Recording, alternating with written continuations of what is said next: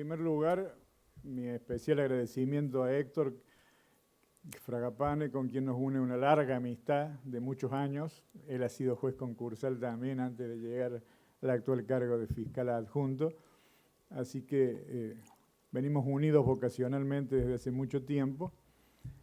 Y es muy cierto que en los últimos tiempos se ha venido produciendo una serie de cambios en el ordenamiento jurídico argentino y en la estructura orgánica del Poder Judicial, que amerita que refiramos muy especialmente al Ministerio Público Civil. Como ustedes ven, la Filmina tiene intencionalmente como telón de fondo la figura del Quijote.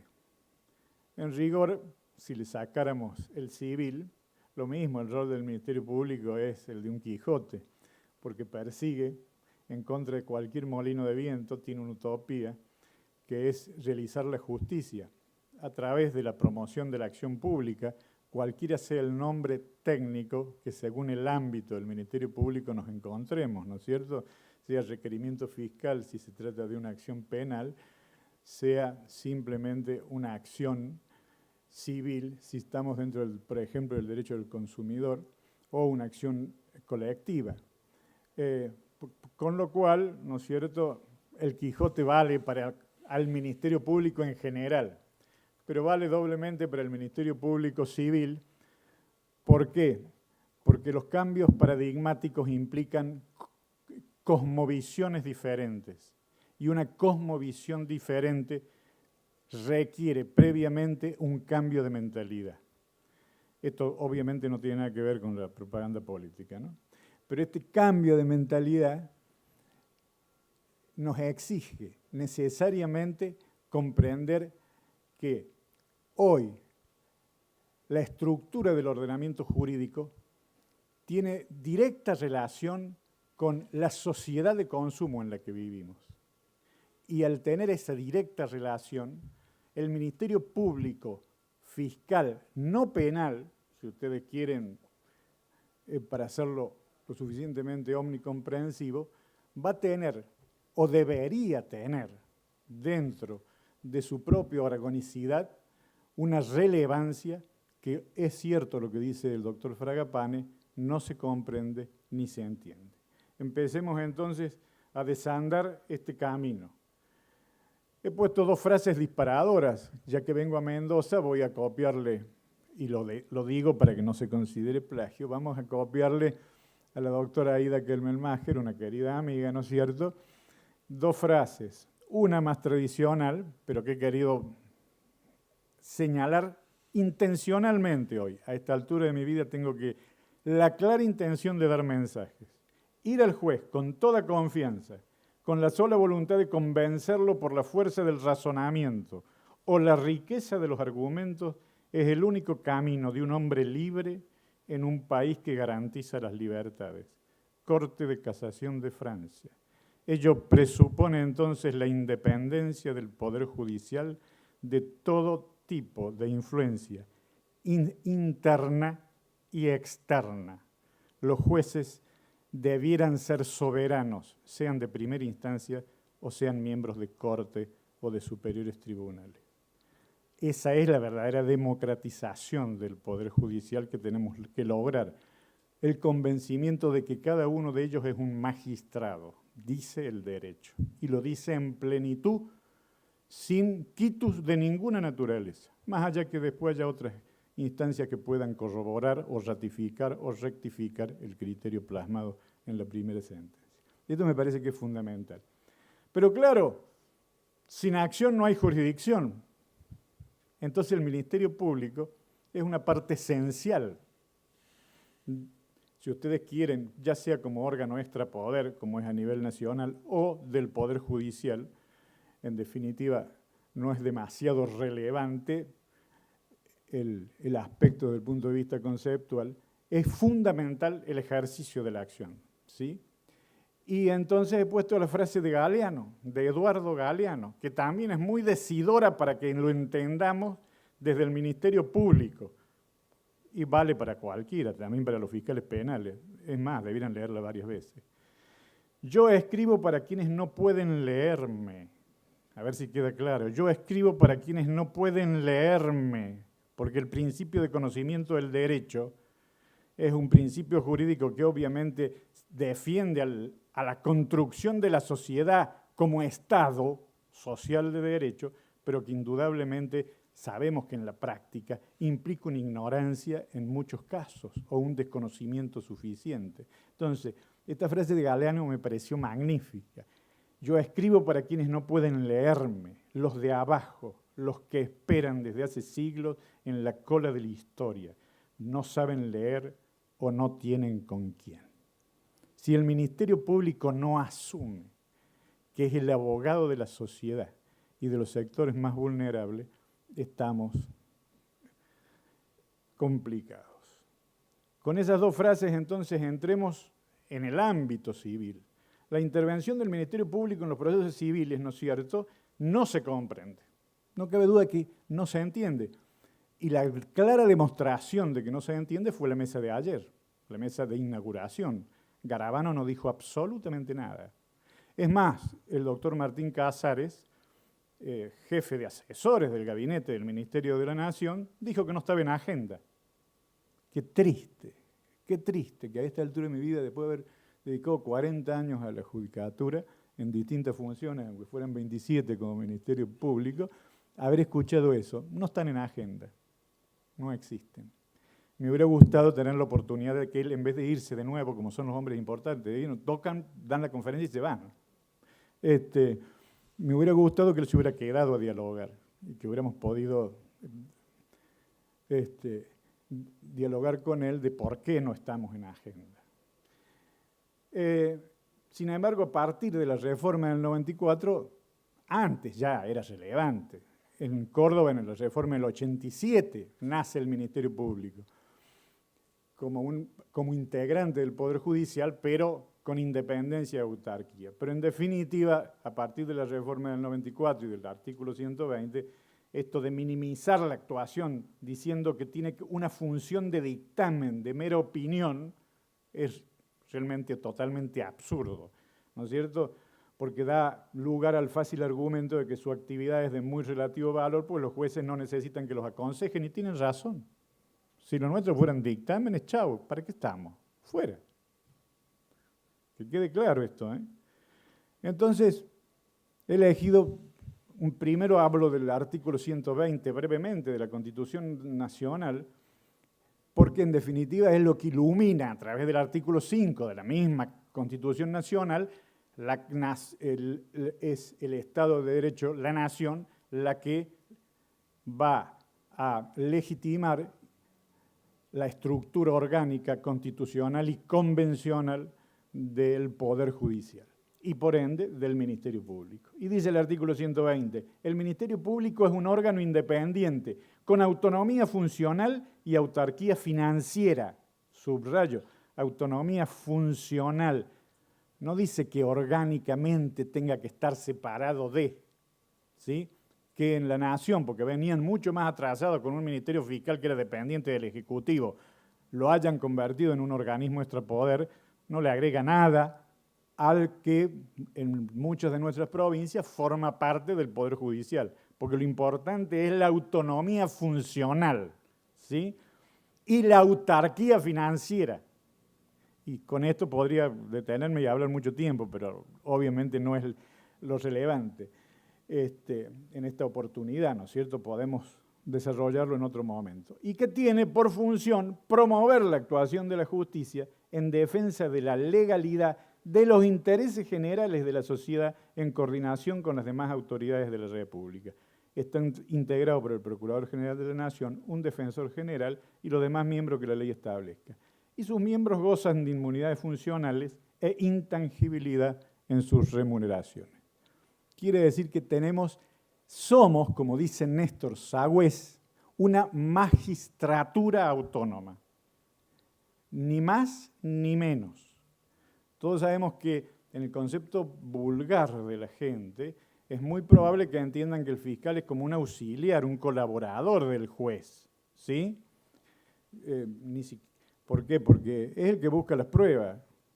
No entienden que la relación entre acción y jurisdicción. No comprenden que en definitiva, desde el punto de vista de la organicidad, están equiparados en dignidad, en función y en condición. No es uno más que el otro. Es más, normalmente yo suelo decirle, recuerdo hace muchos años teníamos charlas en los despachos de algún miembro de algún vocal del Superior Tribunal de Justicia que ya no está en Córdoba. En Córdoba le llamamos Superior Tribunal y no Corte como en Mendoza. Discutiendo sobre las visiones, distintas visiones del Poder Judicial, y yo le decía que a lo que más admiraba era un buen abogado. Todos se daban vuelta y me miraban como diciendo, pero a ver, la dignidad del juez, la dignidad del fiscal. No, el que yo admiro es el abogado. ¿Por qué? Porque el abogado es el soldado desconocido de la jurisprudencia, como diría Piero Calamandrei. El abogado es el que tiene que leer la realidad. Y al leer la realidad, hacer la primera subsunción legal para elegir cuál es la acción o las acciones idóneas para llevar a buen éxito el interés de su cliente. Por eso, la tarea de los defensores, por ejemplo, es relevante y también son una de las partes más débiles del Ministerio Público, aun cuando el 120 hable de que hay un Procurador General de la Nación y un Defensor General de la Nación. Al Procurador General todos lo conocen, el Defensor lo conocen mucho menos. Esa es la triste realidad. ¿Por qué? Porque son conceptos, como toda cultura, ¿no es cierto?, tenemos que irla enriqueciendo. Y para eso es nuestra función, no solamente en las universidades y en las facultades de Derecho, sino también como funcionarios y miembros del Poder Judicial. Aquí estaba, miren, hice esta filmina y la frené. Ustedes me dirán, ¿por qué tiene algunas provincias y no todas? Y porque me di cuenta que era un absurdo, que no tenía sentido en nuestra oportunidad. Me abre todo un panorama para en otro momento. ¿Qué quise señalar? Rápidamente fui buscando, por ejemplo, en Mendoza me salté la Constitución, puse la ley 8008, no sabía si era la que estaba vigente o no. En Córdoba pongo la Constitución Provincial, artículos 171, 173, y así Santa Fe, Buenos Aires, Tierra del Fuego, Tucumán, Salta, Entre Ríos, Neuquén, Jujuy, Chaco. ¿Y qué es lo que se advierte? Se advierte una notable asincronía. La pluralidad federal es muy rica, pero también demuestra que estas reuniones llevan muchos años, pero que les falta muchísimo camino. ¿Por qué? Porque tenemos que afinar los criterios de la organicidad del Ministerio Público, tanto penal como civil.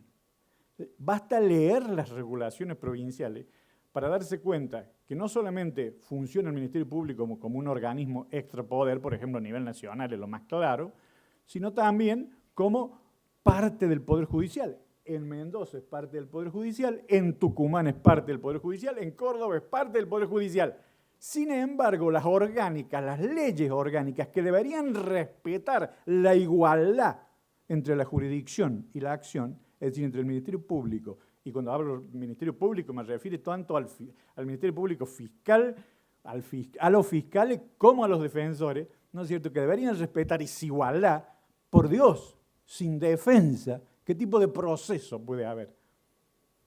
Entonces, realmente no se advierte. Y entonces, esto es un estudio que me debo a mí mismo y que nos debemos todos. Entonces, quería plantearlo. Aquí hay realmente un mosaico de distintas respuestas legislativas, en muchos casos insuficientes. En muchos casos insuficientes. Y sabemos que son insuficientes y con distintos caminos andados. Quería simplemente plantearlo porque obviamente no era el meollo de mi conversación, pero no podía dejar de decirlo. Señores, estamos otra que a mitad de camino. Falta mucho por andar en esto. En Córdoba, por ejemplo, simplemente para no detenernos demasiado, el Ministerio Público está a cargo de un fiscal general y de los fiscales que de él dependan según lo establece la ley orgánica. ¿No es cierto? Y luego va a hablar de las funciones del Ministerio Público. La primera y la segunda función no son penales, son civiles. o si quieren son no penales. Sin embargo, después toda la ley se dedica al ámbito penal. Preparar y promover la acción judicial en defensa del interés público y de los derechos de las personas. Custodiar la jurisdicción y competencia de los tribunales provinciales y la normal prestación del servicio de justicia y procurar ante aquellos la satisfacción del interés social. Y ahí me quedo porque lo demás es penal y tienen mucho tiempo ellos para desarrollarlo, ¿no es cierto? Y luego viene la composición, que en el 173 va a decir que el fiscal general de la provincia debe reunir, ustedes piensen en el procurador general, si quieren, debe reunir las condiciones exigidas para ser miembro del tribunal, de la corte, y tiene iguales incompatibilidades e inmunidades. Fíjense que tal es así que no se respeta esa igualdad de inmunidad, que a la doctora Gil Carbó sí le han pedido la renuncia, le han dicho que se tiene que ir. Cuestiones políticas aparte. ¿Se han atrevido a hacer lo mismo con un miembro de la corte? ¿Simplemente porque piense distinto? Buena pregunta. Quisiera saber que alguien se atreva a contestármela.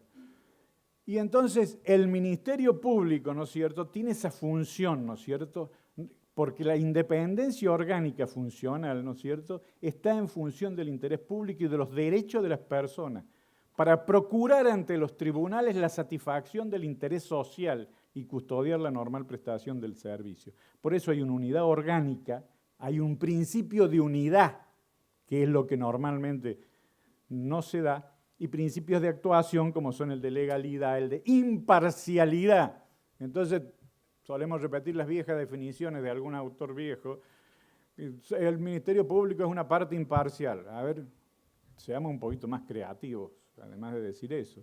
Unidad de actuación y dependencia jerárquica con arreglo a las leyes. Dependencia jerárquica también motivaría toda una conferencia, pero lo dejemos ahí. La representación del Ministerio Público. Vuelvo a la Constitución de la Nación para que quede claro que gracias a Dios la Constitución de la Nación en el año 94 nos dio un fundamento importantísimo. Si bien el 120 hace referencia al Ministerio Público de la Nación, obviamente que, como les dije al principio, a través del artículo 5 de la Constitución ilumina las constituciones provinciales. Pero el artículo 43, que está ubicado al lado del reconocimiento del derecho al ambiente, artículo 41, ¿sí?, y del derecho del consumo, artículo 42, va a decir el artículo 43, el Ministerio Público está habilitado para ejercer acciones en defensa, abro comillas porque es textual, de cualquier forma de discriminación y en lo relativo a los derechos que protegen al ambiente, a la competencia, ley de defensa de la competencia, al usuario y al consumidor, así como a los derechos de incidencia colectiva en general. Fíjense qué relevante si tuviéramos en los ministerios públicos no civiles la posibilidad de iniciar estas acciones. Les aseguro que le quitamos todo el trabajo al Ministerio Público Penal y los penales nos aplaudirían. Y lógico. ¿Por qué? Porque como decía Jorge Mosey Turraspe, cuando refería, por ejemplo, al derecho del consumidor, el derecho del consumo, ¿no es cierto?, es el ordenamiento de las necesidades y por eso regula la producción, distribución y comercialización de los bienes en un mercado caracterizado por la escasez, decía el gran maestro, evitando las calderas sociales y las inequidades. Fíjense, esto es textual de Mosé Iturra. Y por eso es que el Ministerio Público Fiscal promueve la actuación de la justicia en defensa de los intereses generales de la sociedad. Y esta nueva articulación que le da el constituyente del año 94 se plasma en el artículo 43, con lo cual, si mi ley orgánica no es lo suficiente clara y tengo que buscar un presupuesto normativo de actuación, lo tengo en el artículo 43 de la Constitución de la Nación. ¿Sí? ¿Por qué? Porque muchas veces me van a reclamar, ¿y usted en función de qué norma viene a legitimarse activamente? En función del 43 de la Constitución de la Nación. Vamos a las funciones del Ministerio Público me salté la filmina anterior porque debiera estar junto con esta, y le vamos a hacer un brevísimo repaso. ¿Por qué? Porque he tomado la ley nacional, que en su artículo 25 es la ley 24.946, pero con todas las modificaciones posteriores, ¿no? Que en su artículo 25 dice que el Ministerio Público debe promover la actuación de la justicia en defensa de la legalidad y de los intereses generales de la sociedad, representar y defender el interés público en todas las causas y asuntos conforme en las causas y asuntos que conforme a la ley se requiera. Promover y ejercer la acción pública en las causas criminales, no le he puesto color, y en la D le he puesto promover la acción civil. A ver, el Ministerio Público no dictamina, no opina, ejerce la acción. Y esto lo tienen que entender los jueces. Porque como no lo entienden, rápidamente nos deslegitiman. Es más, muchas veces, aún actuando por el Ministerio Público, hasta tenemos temor de estar legitimados, porque en realidad es una vista, que corran vista. Yo le decía a Héctor, no pongas que corran vista. ¿Vista qué? ¿Traslado qué? A ver, somos un interviniente necesario. Somos mucho más que una parte imparcial, ¿sí? Obviamente que el principio de legalidad y de imparcialidad está presente, porque tenemos que perseguir la verdad real, al igual que en el fuero laboral. Iba a decir penal, pero lo dije laboral a propósito, porque los laboralistas se fundan en el principio de realidad, ¿no es cierto? Entonces, bueno, promover la acción civil, ejercemos la acción civil. A mí me corren una vista, pues le digo a la Cámara que con la vista no me alcanza, que tengo que analizar la causa, que tengo que ver la prueba que han acompañado las partes, etcétera, etcétera, etcétera. Mucho camino por andar. Intervenir, bueno, en los procesos de nulidad de matrimonio, los relativos al estado civil y nombre de las personas, que es clave, ¿no es cierto?, todo el régimen de restricciones y la obligación. Todo el mundo se pregunta ahora cómo van a hacer los jueces para estar en las audiencias personalmente cuando tengan que hacer el estatuto de restricciones de una persona que tenga una enfermedad, una debilidad mental, ¿sí? Y yo me pregunto, ¿y los fiscales y los defensores? En realidad el Ministerio Público Pupilar debe estar en esas audiencias. O sea, el Ministerio de la Defensa, no el Ministerio Fiscal, ¿sí? El Ministerio de la Defensa. ¿Ven cómo la legislación es promiscua? ¿Es ambigua? Es lamentable, si ustedes quieren. ¿Por qué? Porque hasta la ley nacional que regula la actuación del Ministerio Público no aclara. A ver, ¿cuándo debe actuar la defensa? ¿Cuándo va a actuar el fiscal? ¿Cuándo deben actuar ambos? Porque eventualmente pueden estar presentes ambos, ¿no es cierto? Y cuál es el rol que le cabe a cada uno de ellos. Y si esto lo dejamos en manos de los jueces, sonamos. ¿Por qué? Porque obviamente como tienen el poder y les queda cómodo, el dogmatismo que nos caracteriza a todos, ¿no? Y esto no es una crítica a los jueces solamente, el dogmatismo que nos caracteriza puede hacer que nos quedemos a mitad de camino, ¿no es cierto? Entonces, funciones del Ministerio Público están regladas en nuestras orgánicas, nuestras leyes orgánicas, pero tienen un sustento constitucional, es lo que estoy queriendo señalar, artículo 120, artículo 43, y hay que correlacionar las distintas leyes orgánicas para ver si los asientos normativos, el presupuesto, además del presupuesto ontológico, la defensa de la persona, ¿no es cierto?, la restricción de la capacidad, la defensa del consumidor, si además del orden público vigente en la violación de una norma constitucional, si ese presupuesto ontológico del ordenamiento jurídico está o no está acompañado por el presupuesto adjetivo, es decir, la norma procesal que me da la tranquilidad de que estoy legitimado. ¿Y qué es lo que voy a encontrar muchas veces? De que no.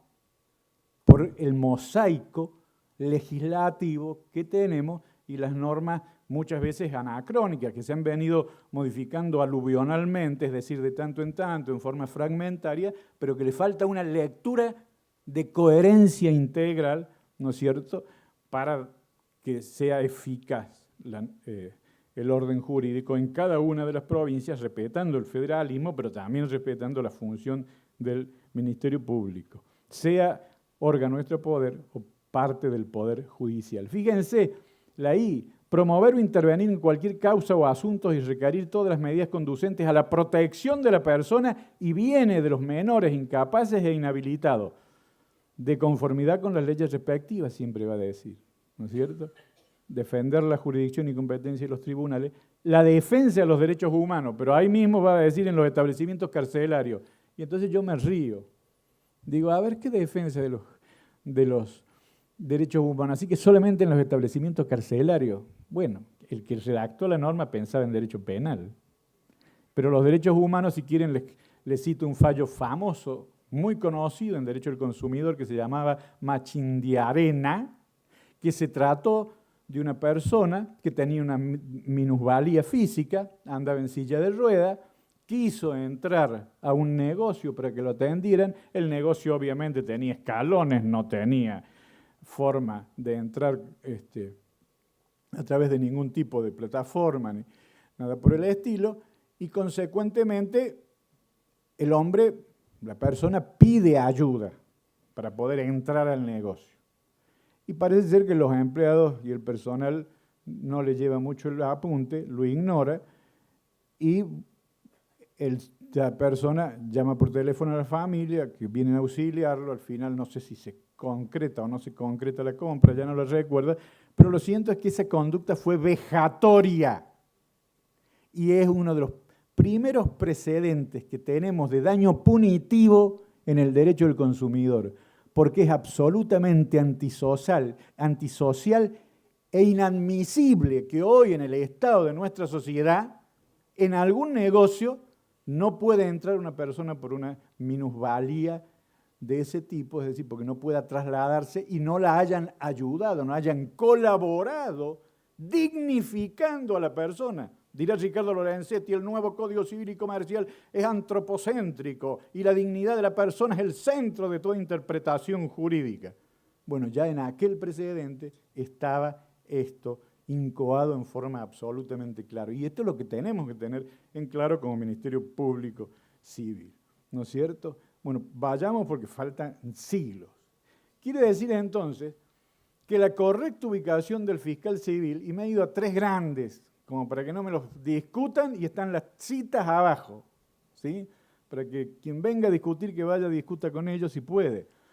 Chovenda, Carneluti y Calamandrei destacaban que el Ministerio Público Civil personifica el interés público en el ejercicio de la jurisdicción ante los órganos jurisdiccionales y actúa mediante acción, lo he subrayado. No se lo pedimos prestado a nadie, lo dicen Chovenda, Carneluti y Calamandrei, y lo decían hace 2 siglos. De manera tal que así como lo es en el ámbito penal, también en el proceso civil el fiscal es titular de la acción pública y por ello goza de plena aptitud para alegar, impugnar y recurrir sin mengua de ninguno de los derechos que le asisten a las partes procesales. Carneluti explica que la actuación del Ministerio Público constituye acción principal en la cual su poder es idéntico al de la parte y vela por la observancia de las leyes en todas aquellas causas donde la sociedad tiene un interés especial, lo que lo califica como interviniente necesario en defensa del interés de la ley. Como verán, todo esto debería motivar una serie de reflexiones y diálogos entre nosotros, porque si no lo asumimos y no lo vamos comprendiendo y profundizando, estamos mal. Fíjense que la articulación de la convivencia social depende del Ministerio Público, no penal. Porque mientras el Ministerio Público Penal persigue al delincuente, ¿no es cierto? Es decir, a quien se ha introducido en una conducta típica y por ende va a reprimirlo a través de la sanción de la pena que corresponda según el delito que haya cometido, nosotros intentamos construir el orden social, articular el orden social, no solamente siendo fiscales de la ley en los procesos donde está de por medio la capacidad de las personas, un tema de restricción, defensa del consumidor, sino también en los procesos colectivos, asegurando el derecho de la ciudadanía. Y cito otro fallo de la Corte de 2017, Padec contra Van Boston, que fue un caso una acción colectiva iniciada por prevención y asesoramiento, no recuerdo bien las siglas completas de la Asociación de Consumidores de PADEC, pero más adelante está citado en la filmina. En PADEC contra Van Boston, ¿saben lo que había pasado? Se los narro porque es un caso, fíjense cómo construiríamos nosotros la sociedad si actuáramos, no si creyéramos, si sigamos contestando vistas y traslados, estamos sonados. Si actuáramos, si fuéramos proactivos en serio. Obviamente ustedes me dirán con quién y cómo, pero bueno, eso es harina de otro costal que para otra charla. En PADEC contra Van Boston había un montón de cuentas correntistas que tenían cajas de ahorro y que durante muchos años le habían ido cobrando un gasto de administración. Cuando alguno de ellos se acerca a un abogado, más o menos despierto, que sabía derecho del consumidor, le dice, pero escúchame, ¿a vos nunca te informaron de este gasto de administración? ¿Hace cuántos años que te vienen descontando? Bueno, se hace un colectivo, descubren que son una buena cantidad de clientes, que eso era un hábito, una conducta habitual en esta entidad bancaria, y lo digo en voz baja si ustedes quieren, y debe serlo de muchas otras, hay que averiguar. Y entonces se inicia la acción reclamando la devolución de lo mal cobrado por violación del artículo 36 de la Ley de Defensa del Consumidor, por no haber hecho conocer información pública, obligación de información, pero a un colectivo, que es lo que usted buscaba, ¿no es cierto? Derecho de información, artículo 4 de la Ley 24240, artículo 36 en las operaciones de crédito, y en definitiva se había violado esto y por ende este gasto no estaba. Eran cero, no sé cuánto eran por mes, era un microdaño. Lo clásico de nuestra sociedad son los microdaños. Y no me digan que ustedes no sufren microdaños porque me están mintiendo. Y yo les voy a decir en qué sufren microdaños, en esto. A todos les cambian los planes cuando quieren, como quieren y como quieren. Y ustedes se callan y lo pagan. ¿Por qué? Porque pueden. Y además, mover un abogado por unos pocos pesos, realmente imposible absoluta. ¿Y qué hace el Ministerio Público? No, pero yo digo, ¿qué hace el Ministerio Público? Civil, no penal. ¿Quieren que les diga una cosa? Lo primero que yo haría si fuera fiscal general, la pena que nunca llegue, pero no importa, déjenlo ahí, es instruirle a los fiscales no civiles que se dirijan a la Oficina de Defensa del Consumidor nacional, provincial y municipal para que me informen cuáles son las empresas más denunciadas, por qué y cuáles son los ilícitos civiles, para asegurar si realmente se están cumpliendo con el principio de legalidad o por el contrario está habiendo una serie de microdaños, como todos sabemos que los está habiendo, a los fines de ejercer las acciones públicas que correspondan. Fíjense qué sencillo sería y cómo la legitimación del Ministerio Público Civil quedaría no solamente clara, porque tendría presupuesto ontológico y presupuesto normativo, sino que también nos legitimaríamos ante la sociedad, demostrándole que sus derechos no son un call center. Pase al 1, pase al 2, pase al 3, pongan su número de documento, ahora ponga el número de cliente si lo es, si no lo es, pase al tal, que eso no son sus derechos, que eso es justamente el tratamiento vejatorio e inadecuado que debemos evitar. Fíjense ustedes, y tenemos la legitimación, surge de la ley, surge de la Constitución, surge del artículo 43 de la Carta Magna, surge de la Ley 24240. Y por supuesto, toda serie de... Entonces la articulación de la convivencia social es fundamental la tarea del Ministerio Público no civil. ¿Somos conscientes de esto? De que si hoy es una caldera social nuestro país en gran medida es por nuestra ausencia. Entonces el Ministerio Público es un órgano de tutela social. Por eso debe gozar de plena independencia funcional Y les dejo las preguntas, instrucciones generales, límites, instrucciones especiales, porque es un tema apasionante, muy lindo, que podríamos abordarlo en otra oportunidad. ¿No es cierto? Pero no dejen que nunca un superior les diga lo que deben hacer. Es cierto, nunca un superior puede decirle a un magistrado inferior lo que debe hacer. Tiene la plenitud de la función judicial, el fiscal, dentro de su instancia. Sin acción no hay jurisdicción, ya lo hemos repetido, ¿no es cierto? Y la relevancia de la función del Ministerio Público no solamente va a estar dada por la Ley de Defensa del Consumidor, sino también por la Ley 25.576, no quiero mentir, la LGA, la Ley General del Ambiente, y otras normas, como por ejemplo la Ley Concursal. Entonces, para cerrar esto, digo, Calamandrella explica que las atribuciones del Ministerio Público son múltiples y heterogéneas, y no se las puede resumir en una simple fórmula.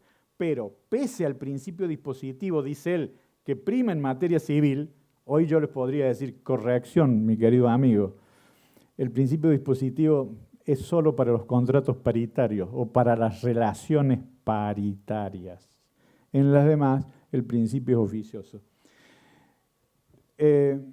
Se ha introducido al fiscal como interviniente necesario con el oficio de suplir o de controlar en interés de la justicia la iniciativa de las partes privadas y controlar la vigencia de determinados intereses sociales. Y yo ahí he puesto un montón de artículos del nuevo Código Civil y Comercial que no tengo tiempo de leer, simplemente como ejemplificativo de todo el ordenamiento que a nosotros nos está pujando y nos está enderezando una línea de conducta en orden a la tutela de todos esos intereses que están en juego en el nuevo ordenamiento civil y comercial.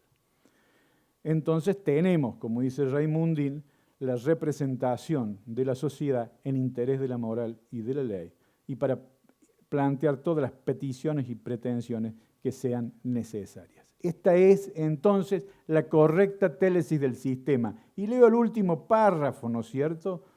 Porque el primero, si ustedes quieren, el nuevo rol del Ministerio Público lo constituye como el abogado de la sociedad, es el defensor de esa sociedad ante los jueces. No defiende los intereses del Estado ni los de un gobierno en particular e impulsa la defensa de los intereses generales. No son mandatarios de mayorías ni minorías electorales, sino representantes de la sociedad en su conjunto, ajeno a los cambios y humores circunstanciales de los partidos que legítimamente disputan el gobierno del Estado. ¿Está claro? Somos un poder independiente y esto debe quedar lo suficientemente claro. Vamos entonces sí a entrar en algunos terrenos muy rápidamente, después de haber tratado de explicarles desde lo constitucional hacia las constituciones de ustedes y hacia las leyes orgánicas de ustedes, que obviamente les dije, hice un mapeo, pero nos debemos hacer un mapeo para ver en dónde estamos y en dónde está cada provincia para ir adecuando el avance de la función del Ministerio Público Fiscal, pasos a hacer unas rápidas relaciones en orden a algunas de las normas. Voy a hablar primero del terreno concursal, al cual le voy a dar muy poquito tiempo. ¿Qué tiempo? No, está bien. Son 6:30, no, si tenemos bien. 45 minutos más. Bien, porque no... La labor, vamos a hablar algo de la materia concursal, lo menos, porque me imagino que a la mayoría les va a aburrir, y después nos quedaremos en defensa del consumidor y en ambiental. Esto no quiere decir que no pueda contestar cualquier materia, ¿sí? Yo he sido titular, hace 46 años que soy titular de Derecho Concursal, así que hasta hoy estaba contestando WhatsAppito de los chicos y las chicas que están por rendir para prosecretarios en Córdoba y que me mandaban a hacer preguntas, ¿no es cierto?, sobre determinadas inteligencias de la ley concursal. O sea que no es que la vaya a acotar porque sí, sino porque realmente me parece que podría, en vez de la labor en materia concursal, hubiera podido titular Correo Argentino S.A., para que seamos rápidos, prácticos y veamos la relevancia del Ministerio Público Civil. La mataron a la fiscal, entre comillas, ¿no es cierto? La cuestionaron gravemente, pero la verdad es que solamente pensar en la causa y la relevancia de la intervención de la fiscal de Cámara acusando al proceso concursal ese como abusivo, produjo un hecatombe, ¿no es cierto? ¿Por qué? Por esas ideas de que los humores políticos del gobernante de turno me deben preocupar. Bueno, a esta altura de mi vida yo soy absolutamente consciente que me han preocupado tan poco que por eso mis relatos normalmente, mis actuaciones judiciales normalmente han sido relatos no correctos, ¿sí? El Ministerio Público, cuando actúa en materia concursal, hay dos normas en las cuales pivotea su actuación. El Ministerio Fiscal es parte en la alzada en los supuestos del artículo 51. ¿Cuáles son los supuestos del artículo 51? Se los digo rápidamente. Las causales de impugnación del acuerdo. ¿Por qué? Porque el deudor que ha convocado a los acreedores, por eso antes se llamaba convocatoria de acreedores y tenían razón, cuando le cambiaron el nombre en el 72 hicieron macana, pero bueno, que ha convocado a sus acreedores y que ha logrado las conformidades de estos, ¿no es cierto?, obviamente debe llegar a una natural solidaridad en ese colectivo. Vieron que ahora se habla, cuando hablamos del desarrollo y de las teorías ambientales y del consumo sustentable, lo veremos unos minutos más adelante, de la solidaridad intergeneracional. Bueno, el principio de solidaridad nació en el derecho concursal hace muchos años, en el medioevo. La natural solidaridad en las pérdidas, después lo va a tomar Aida Kelmermacher, cuando viene la crisis del 2001 y sale la ley de especificación y va a hablar del esfuerzo compartido. No dijo nada nuevo. Ya lo habíamos dicho los concursalistas hace mucho antes. La natural solidaridad en las pérdidas. Por eso la propuesta, cuando es abusiva, ¿no es cierto?, claramente no puede ser homologada por el juez. Y en esto, el rol del Ministerio Público es fundamental. Por eso el Ministerio Fiscal, no penal, es parte en la alzada en los supuestos del artículo 51, cuando hay impugnación. Ahora bien, ¿es necesario que haya impugnación para que el Ministerio Público Civil deba intervenir? Y muchos muy formalistas y positivistas me van a decir, sí, doctor, así surge de la letra, de la ley. Gracias a Dios, cuando era fiscal, ninguno de los actuales, porque ni Rigui, era fiscal, procurador general de la Corte, fiscal de las Cámaras Nacionales de Comercio, Raúl Calle Guevara, que si se los nombro ustedes me van a decir, ¿quién es ese? Bueno, fue fiscal de las Cámaras Nacionales de Comercio después de Alfredo Di Iorio. La Corte, ya vamos a ver, lo vamos a citar puntualmente, va a definir esta actuación del Ministerio Público en materia concursal. Dejémoslo todavía ahí en un interrogante. Entonces, el Ministerio Fiscal es parte en la alzada en los supuestos del artículo 51, es decir, para analizar el acuerdo. Y también va a decir, en la alzada deberá dársele vista. Bueno, esa es una terminología inapropiada, anacrónica, no sirve, por Dios. No sigamos aplicándola formalmente. Deberá vista. ¿Y la vista qué son? ¿3 días? Qué absurdo, ¿sí? No tiene ni pata ni cabeza. ¿Cómo voy a analizar un acuerdo? Si yo le tengo que pedir al síndico que me diga cuántos empleados tiene la empresa, a qué se dedica, cuál es el mercado, cuál es su rentabilidad, cuántos trabajadores hay en relación de dependencia, cuántos trabajo indirecto hay relacionado para poder analizar y evaluar la eventual regularidad o no del acuerdo y por ende su homologabilidad o no, o su abusividad. Todo el análisis que tengo que hacer no se hace en una vista. Entonces lo que se le da es intervención al Ministerio Público Civil. Obviamente convencerlo al juez de turno, ¿no es cierto?, que no es una vista en los términos del rito de 3 días, o a lo mejor consiguen un traslado de 5 o 10 días. ¿Sí? Como verán, nuestras normas están atrasadas y de eso nos hacemos cargo y tenemos que asumirlo. En la alzada deberá dársele vista, como decía yo, en las quiebras, bueno, está todo mal hecho, en las quiebras, es en el proceso concursal.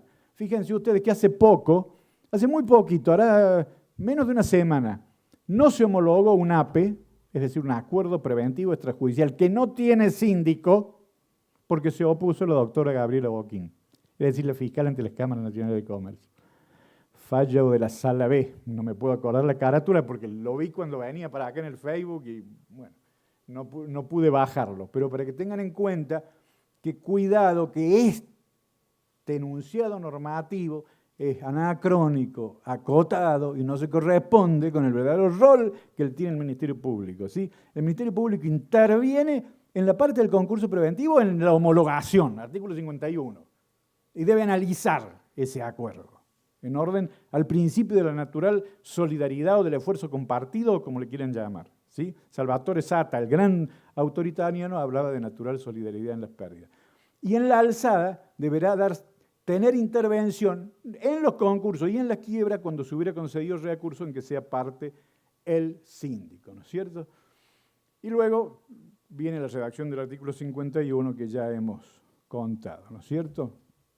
Y acá estos fallos están puestos no para, imagínense ustedes, para desarrollarlos, sino simplemente como un ejemplo del rol que ha tenido en algunos casos relevantes el Ministerio Público Fiscal, acusando la abusividad del acuerdo y por ende proponiendo lo que dio el nacimiento aquí en Mendoza de la mano de Aida Kelmermacher de la tercera vía.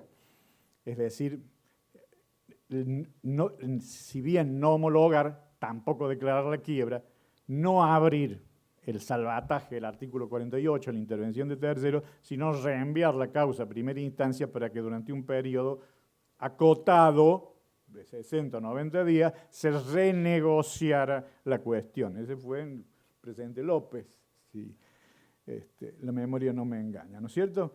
Ahí lo tienen.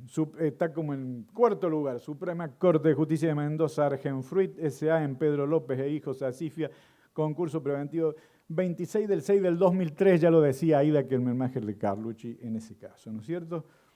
La Cámara Nacional de Comercio, la sala de editorial Perfil, es apasionante, es del año 2007. ¿Saben cuántas audiencias hubo en segunda instancia? 4. ¿Por qué? Porque el Ministerio Público Civil, es decir, la fiscal de ante la Cámara Nacional de Comercio, les decía, no, esa propuesta no corre, es abusiva. Tenía todos estos elementos, y estamos hablando de Editorial Perfil, a ver quién nos recibe ahora publicaciones de Editorial Perfil, esto ya pasó hace mucho. Y recuerdo todavía las palabras, no solamente del Ministerio Público, que forzó audiencia tras audiencia y mejora tras mejora a favor de los acreedores de la propuesta concordataria.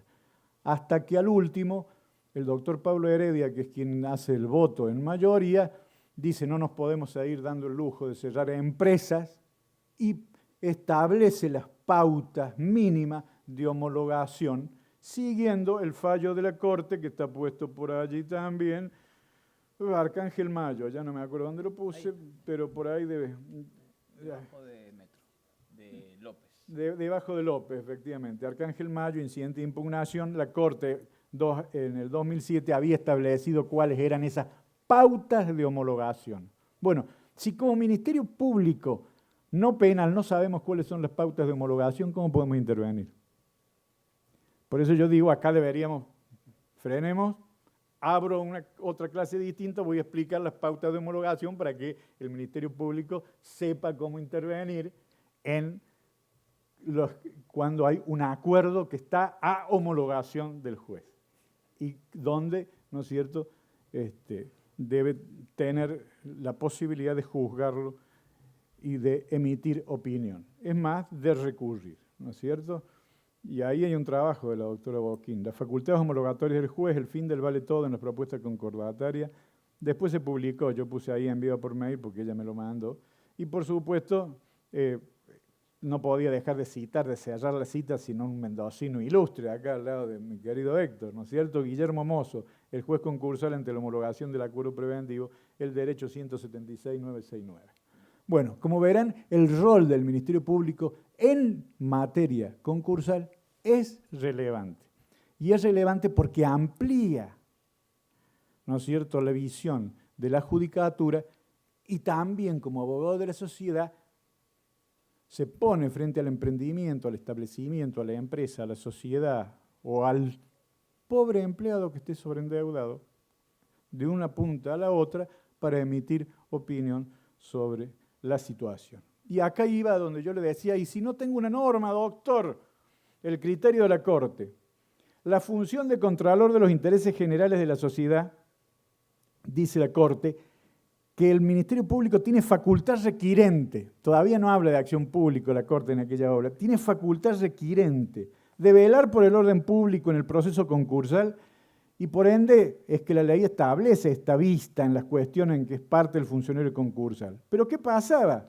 Que en este caso el síndico concursal había desistido del recurso y por ende si había desistido el síndico, ¿cómo hacía el Ministerio Público Fiscal para mantenerse, ¿no es cierto?, vigente en su legitimación para actuar en la causa esta que era Ávalo María, su quiebra, incidente de verificación de crédito? Y el Tribunal Cimero Nacional dijo que la sentencia de la Cámara Nacional de Comercio, que había ignorado la opinión del fiscal porque había desistido el síndico, desconoce la facultad requirente del Ministerio Público, aun cuando no exista precepto específico que lo legitime, siempre que esté presente el orden público, presupuesto ontológico. Por ende es arbitraria y debe ser descalificada, es descalificable, dice él, por vía de recurso extraordinario. Aquí les traigo un viejo criterio, un viejo precedente de la Corte que ya descalificó un fallo, nada menos de Cámara Nacional de Comercio, ¿no?, la florinata del derecho comercial, justamente porque no había un presupuesto normativo. No, acá el 276 dice que es parte siempre y cuando intervenga el síndico, pero el síndico desistió, entonces no puede el Ministerio Público solo. Sí puede, dijo la Corte, y la calificó de arbitraria la sentencia. Y este es un precedente que nos habla muy bien de cómo ya en aquel momento, al menos, el fallo de la Corte visualiza la función del Ministerio Público no penal en función de este presupuesto ontológico, valga la redundancia, que implica el interés público presente en el acuerdo preventivo, en el concordato o como le quieren llamar, ¿sí?, en esta natural solidaridad y por ende en la tutela no solo de los acreedores, sino de la economía toda. Por eso es que el orden público general, ¿sí? Y ahí está la cita, Corte Suprema de Justicia de la Nación y la revista de Derecho Comercial y de las Obligaciones, 1990, a página 400. ¿Sí? Dejemos entonces el derecho de concursal, que es apasionante, pero bueno, no podemos terminarlo, y vamos al derecho del consumidor.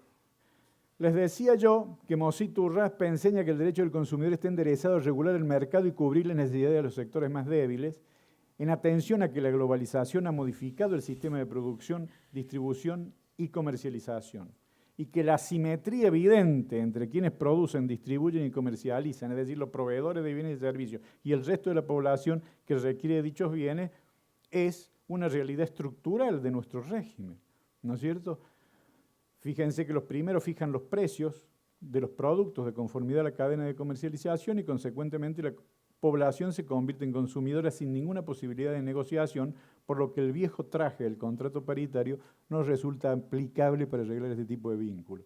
Acá lo que tenemos que recordar es que el contrato paritario, que es el que se nos enseñó a nosotros, el 1137, habrá contrato cuando dos o más personas, no existe más.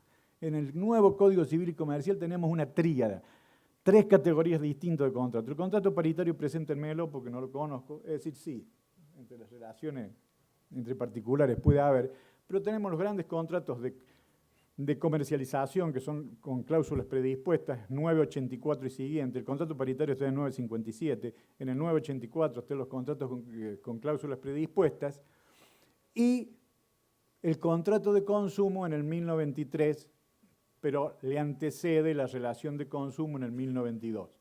De manera tal que hoy las relaciones en general en la sociedad de consumo son relaciones de consumo. Dirá Lorenzetti, también lo dijo Zaffaroni con toda claridad, no fue en el caso Mosca, sino que fue contra Bicop. Ferreira contra Bicop fue la responsabilidad de las concesionarias de automóviles. Cuando todavía, mire Euge, ya sabe a quién me refiero, nuestro Superior Tribunal de Justicia, cuando juzgaba la responsabilidad de las concesionarias, ¿saben lo que decía? Decía que estaba en el ámbito del contrato de concesión que había firmado la concesionaria con el Estado provincial, que le había delegado la concesión de la ruta, ¿sí? Y que por ende bastaba que la empresa hubiera puesto la debida diligencia para que la ruta estuviera asfaltada, marcada, diseñada. ¿Qué va a decir la Corte? Iba a terminar con esta interpretación. Señores, aquí hay una relación de consumo. No me interesa, o es poco relevante, si la persona cuando va y paga el peaje, paga una locación de servicio, paga una tarifa, paga una contribución, todos los debates que del derecho administrativo, mi querido amigo Domingo Cecina había querido armar para fundar ese fallo. La Corte dice todo lo contrario. Dice, hay una relación de consumo. ¿Por qué? Porque hay un usuario que utiliza, y como en la relación de consumo el factor de atribución es objetivo, no interesa si se llevó por delante un caballo, un perro o lo que fuere, porque la responsabilidad surge de este factor de atribución objetivo, de esta obligación de seguridad que tiene la concesionaria. Y en Ferreira contra Vicop fue el gran faro que iluminó hacia la jurisprudencia, hacia las circunscripciones locales y provinciales, la nueva télesis del derecho del consumo, el nuevo régimen de responsabilidad consumeril. Era objetivo, era un 1113 en aquella época, un 1757, diríamos hoy, en el Código Civil y Comercial actual. Pero, ¿no es cierto?, encorsetado en el régimen de las relaciones de consumo tuteladas por la Ley 24.240. Y consecuentemente el contrato de concesión es un problema entre el Estado y la concesionaria, que no se le puede anteponer a la víctima, ¿no es cierto?, que es un usuario que circulaba y que debía tener la seguridad que iba por una ruta donde no se iba a encontrar un perro que se le iba a cruzar, ni un caballo, más allá de la responsabilidad del dueño de los animales sueltos. Esto fue Ferreira contra Vicop. Entonces, ¿por qué? Porque hay una asimetría, ¿no es cierto?, el poder de las grandes empresas frente al consumidor que no tiene posibilidad de ninguna de negociación. Y esto es fundamental, es un derecho constitucionalizado. El 42 va a decir los consumidores y usuarios de bienes y servicios tienen derecho en la relación de consumo a la protección de su salud. Fíjense, de su salud, seguridad e intereses económicos, a una información adecuada y veraz, a la libertad de elección y a condiciones de trato equitativo y digno. Si se cumpliera esto, andaríamos bien. Nosotros tenemos la obligación de hacer respetar esa manda. ¿Saben por qué? Porque ahí yo no lo puse, porque no estoy dando derecho al consumidor, sino hablando del rol del Ministerio Público.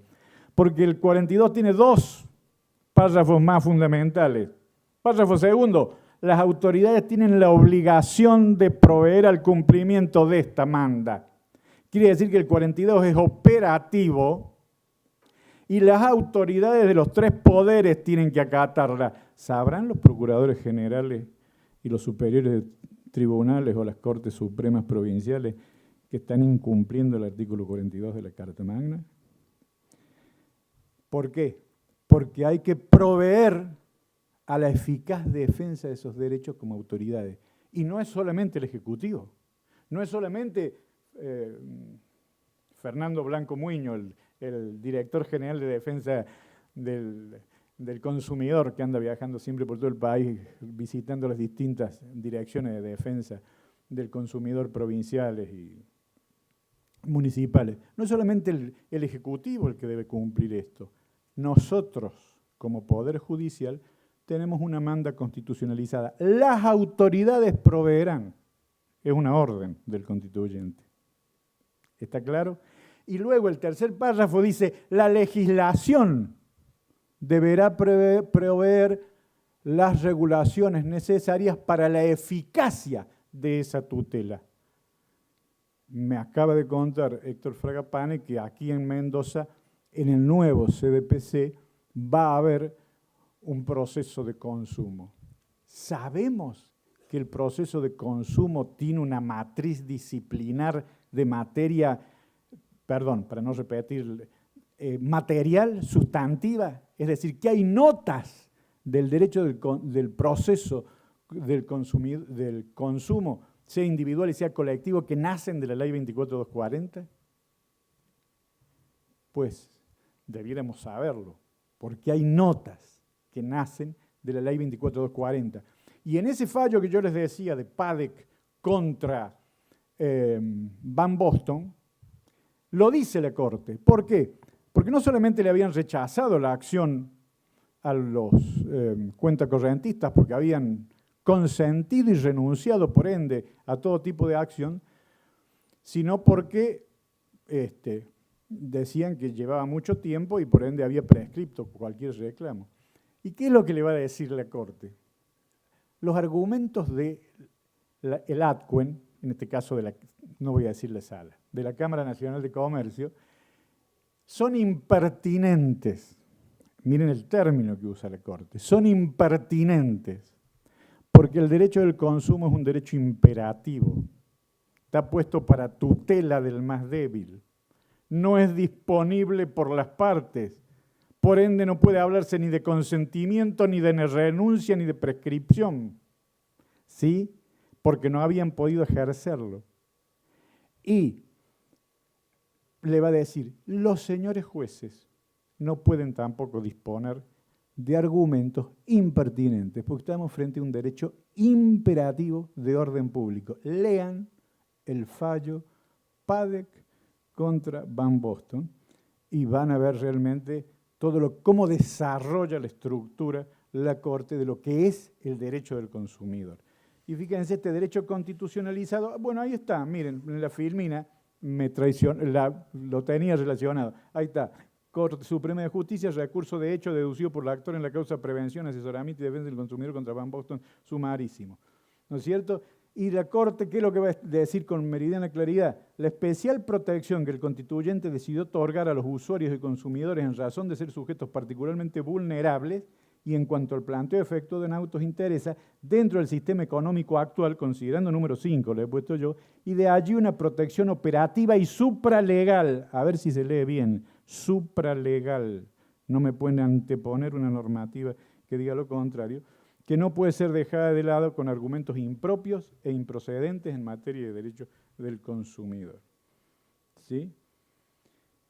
De tal manera que el Estatuto del Consumidor se va construyendo como un sistema que en cuanto a derecho privado, sin ser ni derecho comercial ni derecho civil, podríamos llamar derecho privado patrimonial, no, porque también es de orden, tiene matices de orden público, de imperatividad, toma lugar entre ambos con carácter interdisciplinario o multidisciplinario y se articula en favor de una pluralidad, ¿no es cierto?, de personas. Y yo les comentaba esta mañana en la Procuración General de Mendoza que Alegría y Alterini tenían un trabajo espectacular, aquí está citado, afirman que el derecho del consumidor cruza transversalmente el sistema, sus principios son prevalentes. Artículo 3 de la Ley 24240, hoy lean artículo 1094 del Código Civil y Comercial, que establece el principio de tutela del consumidor y consumo sustentable, 1094, principio de prevalencia, o sea que está como contenido pétreo que no puede ser horadado, no solamente está la ley especial, y tiene la energía de la legislación de orden público, artículo 65, Ley 24240, el denominado orden público económico de protección, que tiende a resguardar a una de las partes, así como mantener el equilibrio interno del contrato, fijando a tal fin un mínimo y un máximo de protección. Fíjense ustedes que si tuviéramos la información, un querido amigo, el doctor Andrés Barizat, civilista de punta, fue director de Defensa del Consumidor en Córdoba, siempre me decía, mira, acá tengo todas las estadísticas de cuáles son los incumplidores y cuáles son los incumplimientos. O sea que tenés la prueba virtualmente preparada para poder iniciar las acciones. Estuvimos a punto, en su momento, de intentar un marco regulatorio de tutela de los usuarios para que el Ministerio Público de Córdoba pudiera iniciar acciones colectivas en función de los procesos y de ese tipo de microdaños vigentes en toda la República Argentina, pero relativas, obviamente, las que estaban circunscriptas en el ámbito de nuestra provincia. Circunstancias que no vienen al caso contar, bueno, dejaron sin efecto esa medida, que queda pendiente. Ojalá alguien se atreva algún día a ponerla por obra, y entonces será relevante esa actuación, ¿no es cierto? El 42 ya lo hemos explicado, ¿no es cierto? Por lo tanto, no me voy a detener, simplemente reitero lo que dije recién, ¿no es cierto? Que el epicentro del derecho del consumidor es la relación de consumo y que la directriz constitucional abarca no solo el vínculo creado por el contrato, sino también el derivado de los hechos o actos jurídicos vinculados al acto de consumo, así como a la conexidad contractual. Cuando yo compro una casa, aunque me pongan un fideicomiso, una comercializadora, una productora, una constructora, la pluralidad subjetiva del grupo desarrollista, dicen los artículos 1073 a 1075 que se establece una sola finalidad, 1074, y por ende hay una relación de consumo. Por ende están todos alcanzados y atrapados por la cadena de comercialización que establece el artículo 40 de la ley 24.240, y son todos responsables ante el consumidor. Después las acciones de repetición es harina de otro costal.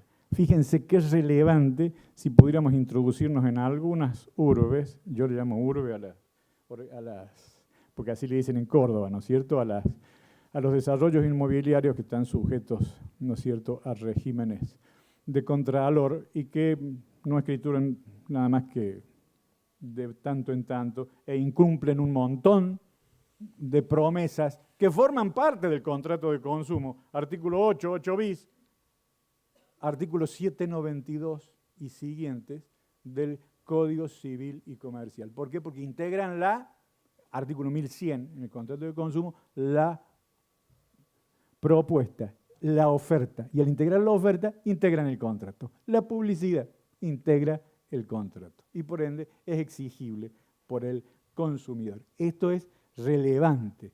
Entonces, nos ubica frente a un panorama que realmente nos deja anonadados. ¿Por qué nos deja anonadados? Porque ya lo vamos a ver, en orden a la legitimación, el Ministerio Público Civil, o si ustedes quieren, no penal, es un legitimado institucional. No solamente está legitimado el afectado o los afectados, si es un colectivo, la autoridad de contralor, el defensor del pueblo y el Ministerio Público Civil. El Ministerio Público, perdón, no dice civil, obviamente, pero es el Ministerio Público no penal, el que tiene que iniciar esas acciones colectivas, el que debiera iniciar esas acciones colectivas. Sobre todas las más, vamos a ser claros, también y seamos prudentes, no vamos a estar iniciando acciones porque no tenemos aparato ni infraestructura, pero al menos las que causan más detrimento en nuestra sociedad, las que realmente claman al cielo, si ustedes quieren decir, de que la justicia mira para el costado, que nosotros miramos para el costado. Porque estamos acostumbrados, no, que me corran visto, traslado y opinaré, sino que inicie otro. Qué grave, ¿no? Qué falta de comprensión del sistema. Y en esto tiene razón Ricardo Lorenzetti cuando reclama, es un cambio de paradigmas el nuevo código. A ver, el cambio de paradigmas ya se venía produciendo. Lo recepta el nuevo código y sigue todavía esperando una respuesta por parte de nosotros, los operadores jurídicos.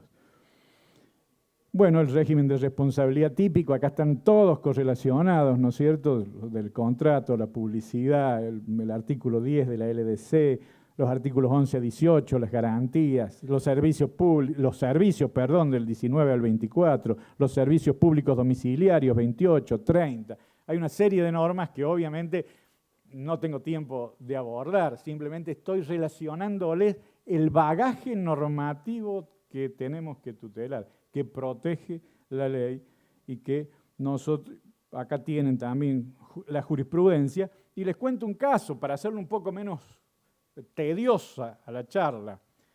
Vieron que en el segundo fallo dice, podría contar el de Salta, Telecom, pero vieron que en el segundo dice Tribunal Superior de Justicia de Córdoba, Teijeiro contra Cervecería y Matricería Quilmes. En realidad es Maltería Quilmes, se ve que mi dedo haciendo la filmina no fue muy hábil, es la Cervecería y Maltería Quilmes. Bueno, en De Filippo hubo, contra Parra hubo daño punitivo, hay una serie de casos. Castelli, por ejemplo, estuvo en el Veraz, la chica esa, la señora esa. La Cámara de Bahía Blanca pone un daño punitivo de 1,5 millones de pesos. No le tembló la mano. Tuvo 2 años en el Veraz. ¿Ustedes saben quiénes le prestan plata a la gente que no puede ser empleada del Poder Judicial? Lo digo a propósito, porque claro, ganan bastante poco, ¿no? ¿Han visto las propagandas en los diarios? Préstamo ya, 10.000 pesos a sola firma, aunque esté incluido en el Veraz. La propaganda es así. Aunque esté incluido en el Veraz, le presto la plata. ¿Por qué? Porque el informalismo que rige nuestra sociedad hace que los sectores más vulnerables no tengan acceso al crédito, como podemos tener quienes tenemos un empleo regular, ¿se dan cuenta? Y consecuentemente, aun cuando estén en el Veraz, le prestan plata. Imagínense los intereses, imagínense lo que en definitiva termina devolviendo esa gente. Y ahí surgen los famosos pagares de consumo y muchas otras cosas. Castelli es un caso apasionante. Lean el voto de Peralta Mariscal cuando va a cuantificar el daño punitivo y le aplica 1,5 millones, ¿sí? Pero yo les decía que el Superior Tribunal, en el caso Teijeiro, había analizado la cuestión del daño punitivo y había analizado la necesidad de distinguir entre el régimen de responsabilidad objetivo de la ley de defensa del consumidor y el daño punitivo, que al ser una sanción que pone el juez, debe ser, obviamente, responder a un factor de atribución subjetivo, es decir, la gravedad del hecho, el hecho debe ser antisocial, debe tener un reproche, y al tener un reproche en la conducta, quiere decir que el factor del daño punitivo es subjetivo. Hace poco, Benjamín Moisá, un civilista de punta, vocal de la Cámara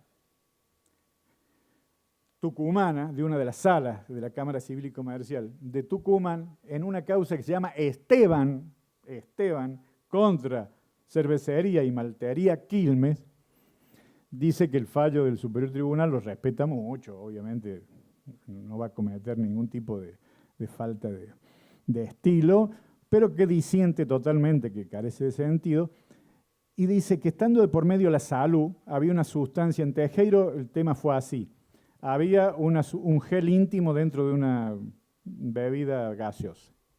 Y entonces si esto podía producir daño, si no podía producir daño, si era un fruto de daño punitivo, si no había daño punitivo, todo esto se debatió en Teijeiro, ¿sí? En el caso de Esteban, contra Cervecería y Maltería Quilmes, fallado por el doctor, Moisá fue el primer voto, ¿no es cierto? Ya no había un gel íntimo, sino que había una batería. Y el abogado fue lo suficientemente inteligente como para acreditar que esa batería, en un líquido como la gaseosa que se había adquirido, lanzaba un ácido que era muy perniciosa para la salud.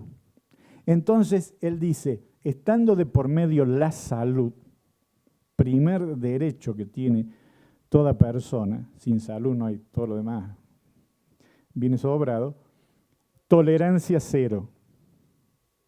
Por lo tanto, todas las pericias, lean el fallo de Benjamín Moisá, léanlo, vale la pena. Todas las pericias donde me acreditan la debida diligencia, es decir, la no culpabilidad por parte de Cervecería, no puedo acogerlas como defensa adecuada. ¿Por qué? Porque la batería está, y aunque sea un acto de sabotaje, es responsabilidad de Cervecería, y la condena a la Cervecería, y ahí es donde se ven las dudas que tienen los jueces y las dudas que tenemos nosotros como Ministerio Público Fiscal. Yo actué en la causa Teijeiro, en forma personal, es decir, funcional, pero digo, actué personalmente en la causa Teijeiro, Con lo cual, y coincidí con el Superior Tribunal de Justicia, por eso el fallo de Tucumán me dio un buen golpe, y como lo hace Benjamín Moisés, a quien lo quiero mucho y lo respeto mucho porque es un civilista de punta, me hizo repensar. Él habló de tolerancia cero y le dice 1 millón de pesos de daño punitivo. Y además del 1 millón de pesos de daño punitivo, dice que es inconstitucional el destino para el damnificado. Y le da un 10% al damnificado y el resto dice que el juez deberá disponer a dónde va a ir. O sea que se debatió la constitucionalidad o no del destino del daño punitivo. ¿Quieren que les diga en qué terminó? Para que vean cómo somos en el Poder Judicial y después quieren que la gente no se escandalice. La mayoría le dijo que no era inconstitucional, cuestión que es opinable, totalmente de acuerdo, podían decir que no, pero entonces como tenían que condenar a daño punitivo, lo bajaron a 500.000. Díganme qué relación hay entre 1 millón y 500.000, no lo sé porque yo tampoco surge del fallo, ¿sí?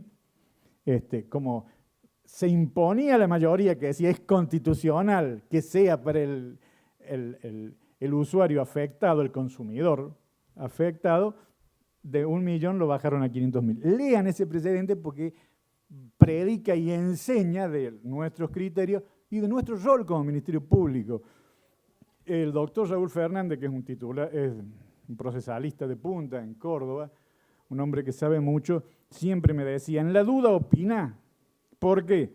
Porque el Ministerio Público, al ser titular de la acción pública en materia consumeril, abre la competencia de la Cámara. Y además de los agravios que puedan tener las partes, lo que diga el Ministerio Público tiene que ser recogido por el Tribunal Adcuen, es decir, por la Cámara, por la alzada, aun cuando después pueda ser desestimada la argumentación, ¿no es cierto?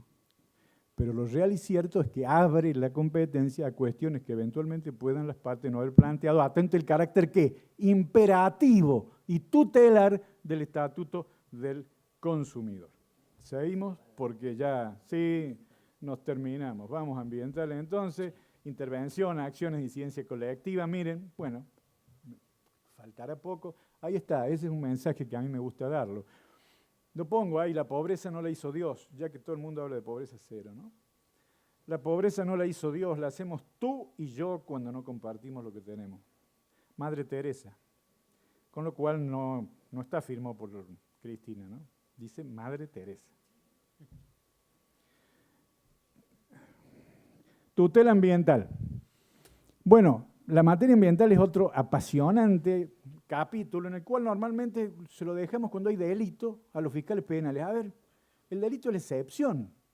Por lo tanto, no digo que muchas veces no se llegue con conductas antiambientales, ¿no es cierto?, a configurar delitos por las lesiones, por las enfermedades, etcétera, etcétera. Conocemos muchísimos casos. Pero no siempre hay un delito. La famosa película Filadelfia, ¿alguien les recuerda a Filadelfia? Bueno, donde Tom Hanks hace del sidótico, ¿no es cierto? En realidad a él no lo echan del estudio, del buffet, ¿no es cierto? ¿Por qué? Porque se enteran de que tiene HIV, ¿sí? Que tiene SIDA. Entonces, no necesariamente hay en ese caso hay lo que hubo una vejación de la dignidad de la persona, pero el caso paradigmático en realidad de derecho ambiental sería Erin Brockovich, Julia Roberts, buscando todas las firmas. Fíjense ustedes, Erin Brockovich tuvo que buscar todas las firmas. ¿Recuerdan los esfuerzos de ella para buscar la firma? Porque la acción de clase del derecho norteamericano requiere calificarse y requiere que en determinadas oportunidades procesales los interesados sean los que pongan su propia rúbrica. Nosotros tenemos un sistema mucho más rico y todavía seguimos extrañando, vaya a saber qué norma. Porque nosotros tenemos un sistema mixto en el artículo 52 que legitima a la parte afectada, pero que tiene autoridades institucionales como legitimados activos. ¿Se dan cuenta? También tenemos de los procesos colectivos europeos. Por ende, nosotros tenemos legitimados que no necesariamente tienen que acreditar la clase, ¿no es cierto? Bueno, pero lo cierto es que el paradigma ambiental tiene obviamente una postura antropocéntrica, se basa en la Declaración de Río, obviamente en Brasil, sobre medio ambiente y desarrollo, que prevé que los seres humanos constituyen el centro de las preocupaciones relacionadas con el desarrollo sostenible y tienen derecho a una vida saludable y productiva en armonía con la naturaleza. Por eso la Ley General del Ambiente, en la Ley General del Ambiente, entre otros principios fundamentales, el principio rector o cardinal en materia ambiental es el principio de prevención, aun cuando haya todavía incerteza o falta de información. Primero debo prevenir porque tengo que evitar el daño, ¿sí? Y luego veré, ¿no es cierto?, si se concreta o no el daño, pedir el estudio de impacto ambiental y todos los demás estudios habidos y por haber. Y en este sentido, quiero ir muy rápido, voy a saltear porque no tengo tiempo lo que dijo la Corte. En Córdoba hay una ley de amparo ambiental, la 10.208. No es tenemos una ley de amparo, la 4915, y la ley de ambiental, la 10.208, que establece en los artículos 71 y 75 un régimen especial de amparo ambiental. Pero cuidado, con el amparo ambiental pasa lo mismo con la matriz, la LGA. La LGA, es decir, la Ley General del Ambiente, establece un proceso ambiental. Por ejemplo, yo les decía hoy, esta mañana, en los procesos ambientales, una vez instada, primero está la famosa acción popular, cualquiera puede denunciar, ¿sí? Hecha la denuncia, el juez no puede mirar para el costado, y porque no haya legitimación dejar de costado, tiene que escuchar al Ministerio Público Fiscal, y este deberá investigar si realmente hay una causa ambiental que justifica mantener la acción, sí o no. Y esto está dicho en el artículo 72 de nuestra ley provincial, que la traigo como ejemplo, pero que en definitiva también se infiere de la Ley General del Ambiente. Es competente para entender en las acciones previstas en el artículo 71, es decir, en las acciones ambientales, el juez, puse inmediato, perdónenme, fue un error mío, el juez ordinario, sin distinción de fuero o instancia. Las cuestiones ambientales son urgentes, no hay distinción ni de fuero ni de instancia en materia, y esto lo dice la LGA en el artículo 30 de la Ley General del Ambiente. Del artículo 30 a 32 está la parte de la justicia ordinaria y de la actuación del Ministerio Público, ¿no es cierto? Y dice, se encuentran legitimados para ejercer e impulsar las acciones previstas en la presente ley, la Fiscalía de Estado, el Ministerio Público, los municipios y comunes. El juez debe revocar en cada caso, bueno, sobre la admisibilidad de la medida, etcétera, etcétera. ¿No es cierto?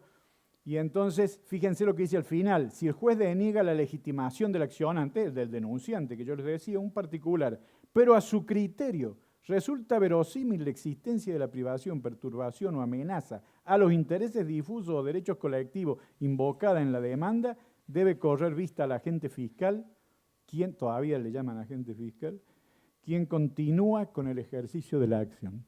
Eso lo dice la legislación provincial cordobesa.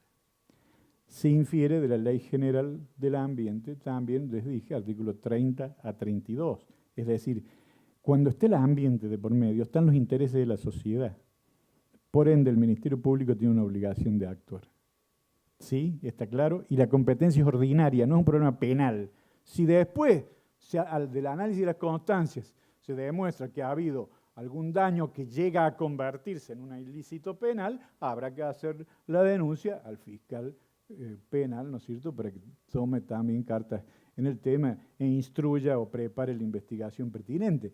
Pero en lo lógico es que el legitimado natural, el interviniente natural en las cuestiones de ambiente sea el Ministerio Público, civil o no penal. ¿Tenemos suficiente conciencia de esto o no? ¿Hemos estudiado y analizado? Bueno, da para toda otra clase. Por eso vuelvo a decir que me pidieron una... Y la tutela de los intereses colectivos, por último. Aunque no tengamos una legislación en el Código Civil y Comercial porque se derogó, y ahora Javier Wantrop y otros estudiosos están preparando una ley de procesos colectivos, pero que va a regir en la nación. O sea que a las provincias no nos va a llegar, tendremos que adherirnos o no, ya veremos, ¿no es cierto? La legitimación por los intereses colectivos surge de la ley 24240, y como el consumo debe ser sustentable, el Ministerio Público tiene claro legitimación para actuar tanto en materia de consumo como en materia ambiental, ¿no es cierto? Por eso yo termino diciendo que basta advertir lo relevante que significaría que los fiscales civiles tuviesen la infraestructura, y lo tengo que decir porque si no me dirían, doctor, ¿en qué mundo vive? tuviesen la infraestructura necesaria para defender los intereses colectivos conculcados en reiteradas oportunidades por las grandes empresas y corporaciones que operan en el mercado, podríamos decir incluso el Estado, y que obligan a los usuarios a someterse a prácticas abusivas que por constituir muchas veces microdaños quedan impunes. Si se comprendiese el verdadero rol del Ministerio Público Fiscal y se le otorgasen los medios necesarios, la ciudadanía advertiría que el Poder Judicial tiene un organismo específico, habilitado para defender sus derechos y el equilibrio en el mercado que preconiza Mosito Urraspe, entre otros, tutelando el interés social en forma efectiva. Esta es la verdadera y correcta articulación del Ministerio Público, una magistratura autónoma que tutela la ética pública. Los fiscales deben ser independientes para hacer valer, ¿no es cierto?, todos estos derechos a los cuales nos hemos referido y que tienen como finalidad. El Ministerio Público Fiscal ostenta su propia fisonomía, que lo ubica en la tríada tradicional de los poderes estatales como órgano de tutela social. Mis estimados amigos, he intentado en un enorme esfuerzo bajar desde la Constitución, hablar del Ministerio Público no penal o civil, del enorme ámbito de actuación que tenemos, cómo debiéramos cambiar nuestras leyes orgánicas adecuadamente si se comprendiese este rol, y pese a eso, todas las normas que ya están pujando en el ordenamiento jurídico que debe ser interpretado armoniosamente, artículos 1 a 3 del Código Civil y Comercial, para justamente ir tomando nuestra propia fisonomía y llevando a la sociedad una imagen absolutamente distinta de lo que somos los fiscales y fundamentalmente al actuar la jurisdicción y al obligar, ¿no es cierto?, con nuestra actuación a que haya sentencias, como en el caso de Padec, se vea que el Poder Judicial cumple una función y construye el orden social y por ende hace de nuestra sociedad un lugar más justo para ser vivido. Nada más y muchas gracias.